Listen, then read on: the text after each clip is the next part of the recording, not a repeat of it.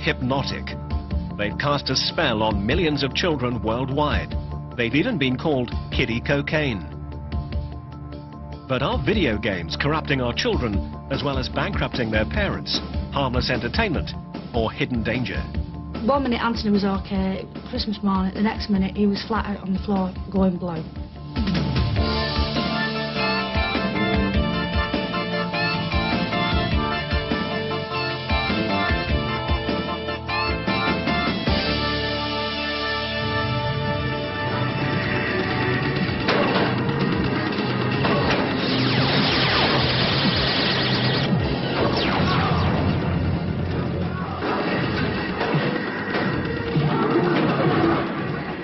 In Britain, video games have always been part of an arcade culture. That was until very recently. Stay calm. Concentrate on the screen. Street Fighter 2 is on Super Nintendo. From the arcades, the ultimate combat game. Video games have come into the home. A computer console which plugs straight into the television has linked millions of kids into a limitless personal playground. The system was developed by two rival Japanese companies, and its success has been phenomenal. In America alone, they've sold over 100 million consoles.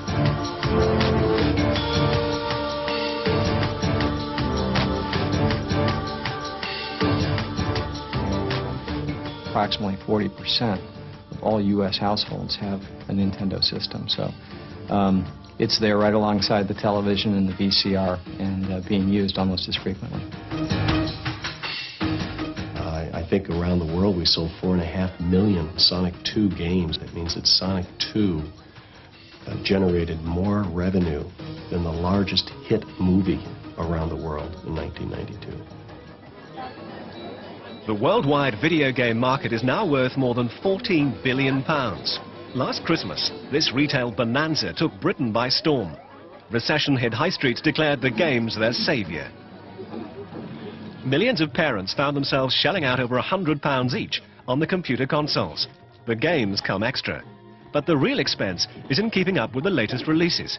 Each new game can cost up to £65.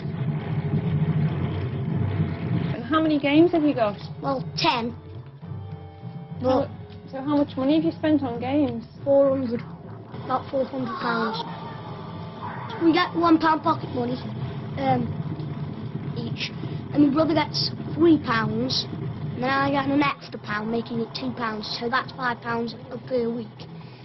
And after so many times, we get enough money, but also the dad provides a little bit as well.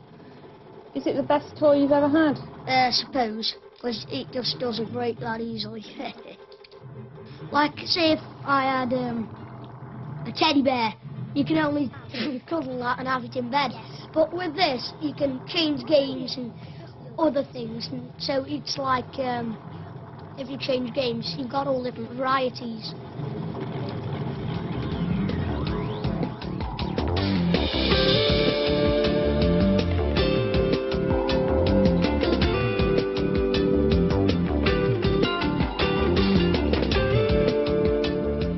West Coast America, home of Sega and Nintendo, the two Japanese-owned giants who control the video game industry.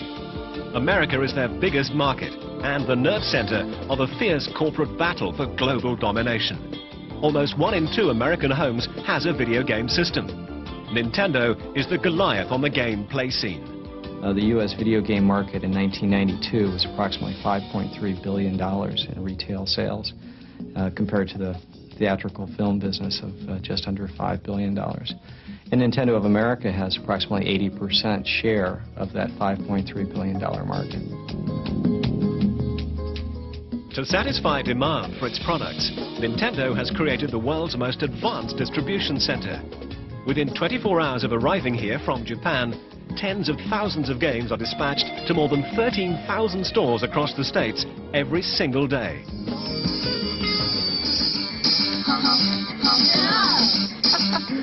It's Mario! Yeah, come over here and see some awesome Nintendo game action. Super Mario, an Italian plumber from Brooklyn and star of Nintendo's success. He's now more popular than Mickey Mouse. And as well as playing the game, American kids can eat Mario food, wear Mario clothes, and later this year, pay to go and see Mario the movie. Nintendo is now such a part of popular culture, American children have been dubbed the Nintendo generation. But now there's a new kid on the block, Sega. Once an obscure manufacturer of arcade machines, Sega is now the hottest new name in the home video game industry. It's a market that has grown very, very rapidly. The market growth was something like 46% in the United States in '92. Our own growth was more like 283%, so we surpassed the market by quite a bit. The unlikely hero at Sega's headquarters is a spiky blue hedgehog called Sonic. On the day it was launched, the Sonic 2 game generated £27 million.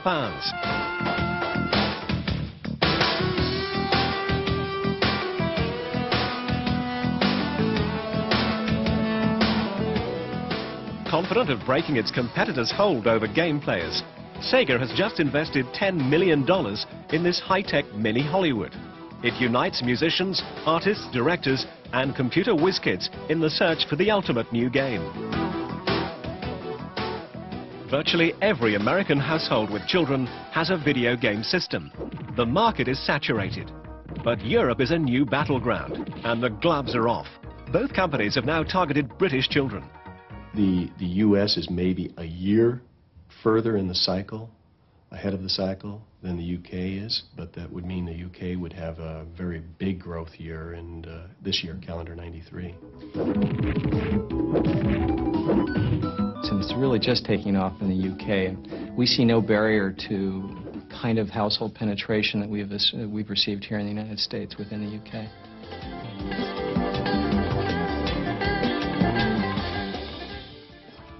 Right, which weapon? That one. Millions of British kids have already caught video game fever. More than half of all homes with children now have a Sega or Nintendo system. Yeah, let's do it, Matt. Fire! Last Christmas, the two companies cleaned up at toy stores across the country. But it wasn't just the cost of the games that alarmed adults. Parents and teachers began to question the game's grip on their children. We had members writing to us to say that, in fact, they were disturbed because they were seeing, particularly with intelligent children, they were not developing the kind of pattern with reading skills that they would expect. Normally, a bright kid who reads books acquires a wide general knowledge and uses language reasonably fluently and gets a wide vocabulary. And that wasn't happening. And when they questioned kids to find out what they did with their spare time and so forth, they found there was a correlation between the kids who weren't developing reading skills and the kids who were watching computer games. Well, as a teacher, I have several concerns. One of them is the sheer time that students spend maybe playing these. The evidence is that it can be upwards of 15 to 20 hours, which is time which students, I think, probably don't have.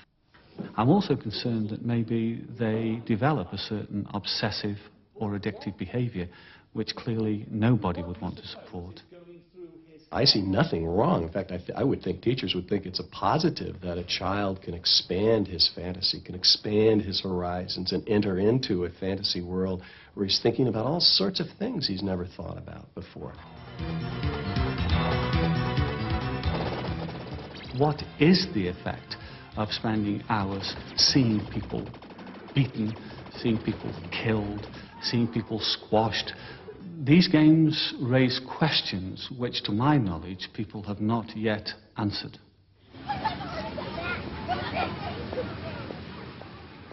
Back in America, growing concerns about the impact of video games on children led one university professor to carry out a detailed study of the most popular titles. Anybody not play video games? So everyone's a video game player. I went to the games themselves and I played them. I observed children playing them. I talked to children about them. I looked at their social content. I said to myself, what is actually in these games as they're designed by the manufacturers? What is their content in terms of gender? What is their content in terms of the presentation of race? What is their presentation in terms of violence? And what sorts of models they presented for children in terms of playing and learning about the world? So the 10 most popular games, for example, all 10 have as their primary theme violence, fighting, murder, those types of things operating. You crack a bottle against their head, you can slam them with a bat, a pole, you can throw powder in their face and then they can't see and then you hit them. Most games, if you get punched, you usually see the blood flying out from your mouth. But in this game, when you kill the monsters, it just fades away with blue dots and blue lines. When I play like Sonic Hedgehog 2, what he's playing right now, I feel like I'm Sonic, and like I go in my backyard and get a stick, and then I pretend like I fight on the, yeah. We believe all of our games meet what we would consider common social accepted norms. Now, while some of the games have violent themes or more violent themes than some people might consider acceptable, we believe they all fall within the range of quality games that are acceptable by the majority of the people in the population, the majority of the people in the culture.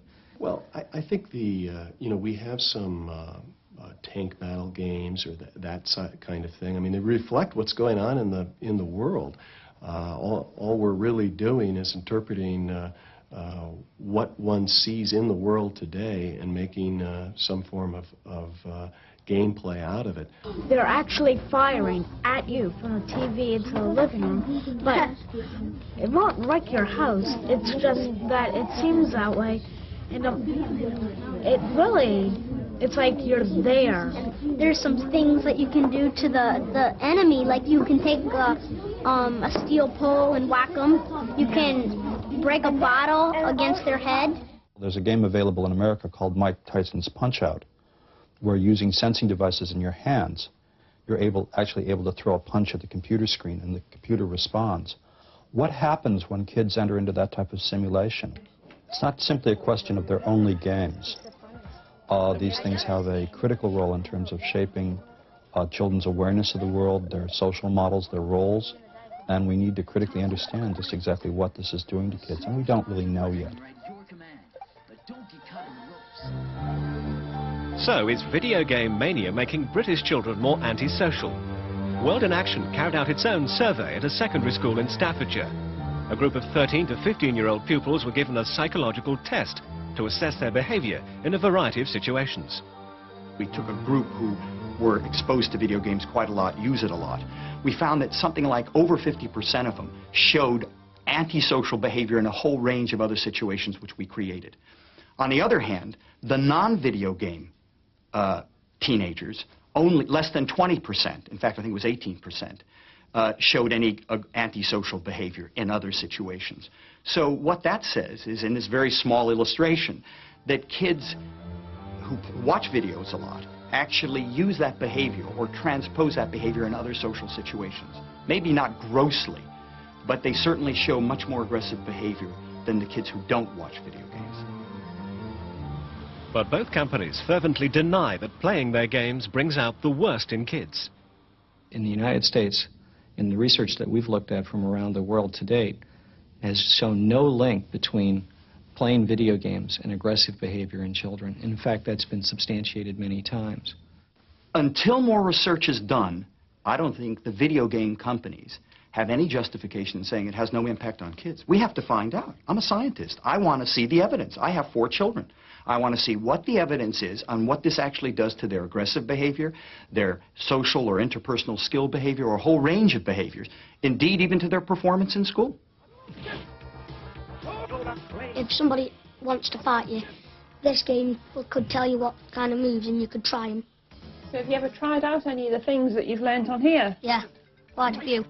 I've tried to jump, grab my brother, jump, spin and land on his head, on my cushions, but I can't seem to pick him up. 5 stone for a 14-year-old about the size of me. We can't police every aspect of human behavior. There has to be a parental responsibility involved in this too. But would you be happy with some kind of statutory regulation of games where you weren't allowed to buy certain titles under a certain age? How on earth would you do that? Are we going to turn it into a police state? Who's going to regulate that? We're going to have policemen at every store regulating what the person can purchase? I don't think that's very realistic. Sega and Nintendo also stand accused of peddling a product that's deliberately designed to keep kids hooked. Parents report their children unable to live without a daily fix of gameplay. If I couldn't play my game, I would, lock myself in a room and whoever comes to my door, scream at them. If I couldn't play for a month, I would be so mad I would scream around the house. I would just rip my hair out. Is there a blue flap? In America, both companies have set up telephone hotlines and employed hundreds of games counselors. They work around the clock to offer comfort and guidance to players who are unable to defeat the demons or fight their way to the final frontier. Fight somebody, and then, after about 10 hits, rest. But as you're going down the road, you should see the lightning hit the clock, because you should be close enough to see it at that point. And then run back to the right to avoid him when he comes down and lands? Video games have been described as kiddie cocaine. And the idea that once you buy a system and once you play a game, that's it, you're hooked, you can't put it down. I don't mean to laugh lightly at that. I think what you're seeing in Great Britain is what we've seen here in the United States and what we enjoy around the world, that this is a very pervasive medium. It's a form of entertainment that young and old really gravitate to and tend to enjoy. I think the important thing to realize is that video game play has to be put in moderation and perspective with other activities, whether it be other practice for other sports or chores in the home or, of course, the schoolwork. So, are British children turning into video game addicts? The World in Action School survey showed startling results. 60% of the teenage boys tested were judged addicted to their gameplay. We found that something like 42% of these children showed addictive video game behavior. And that what was even more surprising, maybe it's not so surprising, 60% of the boys showed addictive behavior and only 30% of the girls showed addictive behavior. But overall, over 40% of these students showed addictive behavior on this test. It's a very heavy word, addiction. I wouldn't like to suggest that addiction to computer games is in the same kind of life-threatening category as addiction to illegal substances. Clearly it's not. But there is something about the nature of these games which is absolutely compelling. There are children whose lives have been taken over by it to the extent where it's clearly very unhealthy. Well, I hope we develop games that are so interesting that you don't want to put it down. I mean, we are a form of entertainment. Just as a book, hopefully when you're reading a book, you hate putting it down. When you're watching a videotape, you don't want to turn it off in the middle. When you're watching a television show, we're supposed to be doing entertainment that's going to keep you engaged with us. So I hope that you hate turning our machine off and stop playing our games. But in recent months, video games have sparked off a new health fear. There have been at least 16 reported cases of British children who have suffered a convulsion or fit while playing their games. This is 11-year-old Anthony Kilner and his mum Linda. On Christmas morning, Anthony was excitedly playing with his new game system. Within minutes of turning it on, he'd collapsed. He knelt down at the side of my chair and in a matter of seconds went very distorted and looked up into the corner of the room and went funny, and then he collapsed in front of us. Anthony had suffered an epileptic seizure triggered by playing his new toy. I had this buzzing noise, and then I just flaked out and I couldn't see anything else. I saw some of the ambulance, I remember that, and I just woke up in the hospital. 1 minute Anthony was okay, Christmas morning, the next minute he was flat out on the floor going blue. It was horrible. It was terrifying.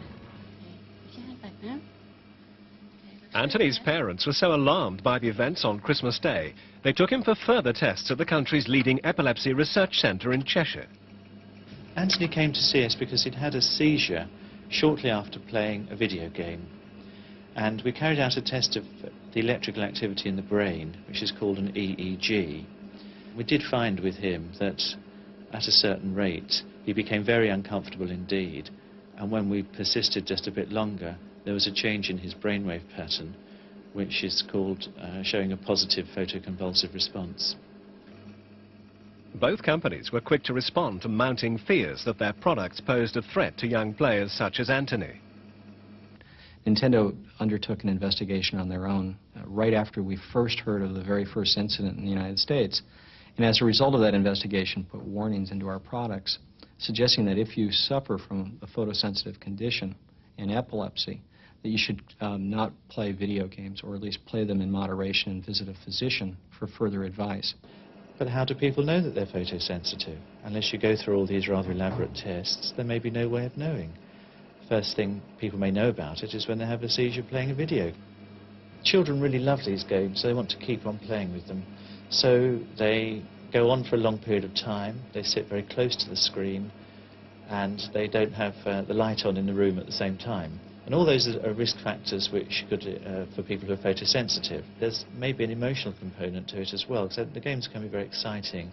There might be specific parts of the game or action, may even be rather unique to the individual child, which might be a trigger in some cases. The key condition of photosensitive epilepsy creates the ability for a seizure to be triggered through many, many light sources. Some are natural, some are artificial. And according to the Epilepsy Foundation of America, there's no evidence linking video games to seizures.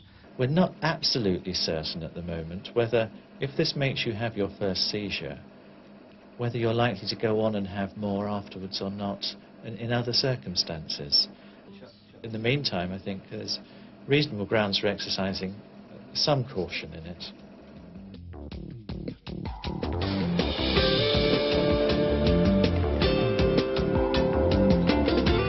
Despite the recent bad press, both Sega and Nintendo feel confident of repeating their American success in Britain.